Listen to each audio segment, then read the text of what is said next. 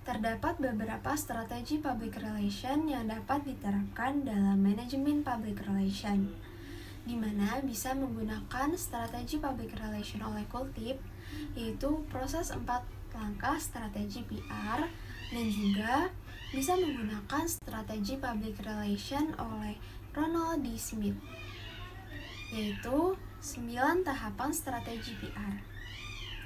Dengan menggunakan 9 tahapan strategi PR, dapat menjelaskan secara mendalam dan terperinci apa saja yang harus dilakukan dalam melakukan sebuah strategi. Terdapat 9 tahapan yang dibagi ke dalam 4 fase. Kelompok kami akan membahas tahapan keempat yang berada di fase kedua. Fase 2, strategi.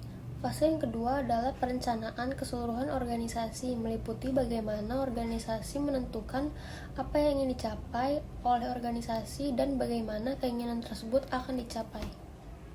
Strategi merupakan jantungnya perencanaan public relation maupun komunikasi pemasaran dan bidang lainnya yang berkaitan. Strategi adalah keseluruhan rencana organisasi, meliputi apa yang ingin dicapai dan bagaimana cara mencapainya. Strategi memiliki 2 fokus, yakni yang dilakukan oleh organisasi dan isi pesan. Strategi memiliki 3 tahap, yaitu menentukan tujuan dan sasaran, memformulasikan aksi dan strategi respon, kemudian menggunakan komunikasi efektif. Pada fase kedua terdapat tahapan keempat, yaitu menentukan sasaran dan tujuan. Tahapan ini berfokus pada posisi puncak yang akan dicapai oleh organisasi untuk produk atau layanannya.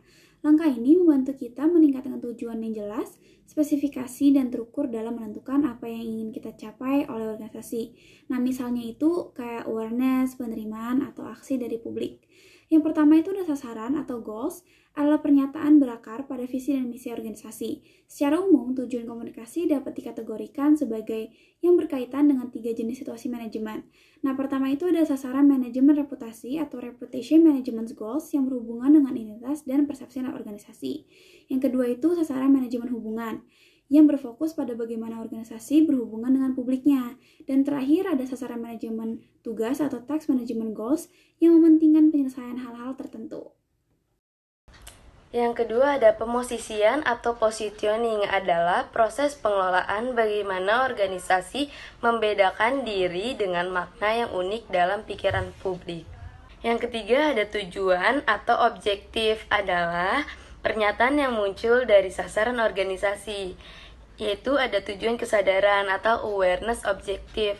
Fokus pada informasi, menyediakan aspek kognitif atau berpikir komponen pesan. Yang kedua ada tujuan penerimaan atau accept objektif, berurusan dengan aspek efektif atau perasaan bagian dari pesan. Yang terakhir ada tujuan aksi atau tindakan atau action objektif, membidik, ekspresif, dan perilaku, memberikan aspek konatif atau perilaku unsur pesan. Dengan menentukan sasaran dan tujuan organisasi dapat membantu memudahkan pengelolaan reputasi organisasi.